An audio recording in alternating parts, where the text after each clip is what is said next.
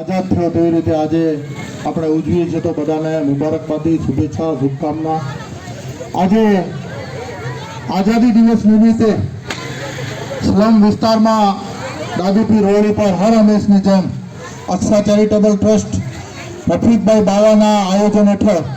જ્યારે ધ્વજવંદન લહેરાનો પ્રોગ્રામ રાખવામાં આવે છે, ત્યારે આપણે ઉપસ્થિત સ્ટેજ ઉપર બધા મહાનુભાવો, ભુજ શહેરની સી ટીમના અધિકારીઓ અને સ્ટાફગણ, નાના નાના ભૂલકાઓ, આજે જ્યારે દેશને આઝાદ થઈ 80 વર્ષ થયા, આપણને ન ભૂલવું જોઈએ કે આઝાદી સસ્તામાં નથી મળી. આઝાદી ખૂનરેજી અને બલિદાનોથી મળેલી છે. તો કમ જ કમ આપણે આઝાદીના દિવસે આપણે ફક્ત અડધો કલાક કે કલાક કાઢી અને આઝાદીનો પર્વ મનાવવામાં આવે અને સલામી આપવામાં આવે તો આ એક જાગતો ઉદાહરણ રહેશે. નાના નાના ભૂલકાઓ પણ આજે 80 વર્ષ થયા છે, ફરી 80 વર્ષ થશે ત્યાં સુધી એ લોકોને યાદગાર રહે તે માટે આપણને ઉજવવું જરૂરી છે. સાથે સાથે આપણે ભાઈચારો જળવાઈ રહે તે માટે પણ આ એક જેવી રીતે આપણે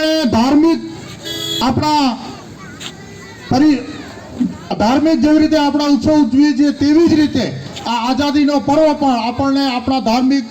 તહેવારો ઉજવીએ તેવી જ રીતે હું હર હંમેશા કહું છું, અને આજે પણ કહીશ કે તેને આપણે ધાર્મિક તહેવાર તરીકે પણ ઉજવવું જરૂરી છે. કારણ કે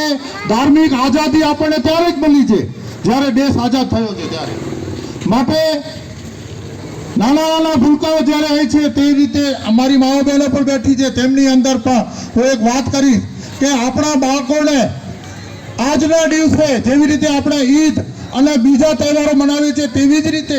બાળકોને તૈયાર કરીને આવા પર્વમાં સ્કૂલમાં જવાનું હોય કે ગમે ત્યાં પ્રોગ્રામ થતો હોય ત્યારે તમારે બહેનોને ખાસ વિનંતી છે કે આવ્યા ઉત્સવની અંદર ઈદ મનાવીએ છીએ કે રામનવમી મનાવીએ છીએ કે હોળી કે દિવાળી મનાવીએ છીએ તેવી રીતે જ તમારા બાળકોને તૈયાર કરી અને આવા પ્રસંગોમાં મોકલવા જોઈએ. સાથે સાથે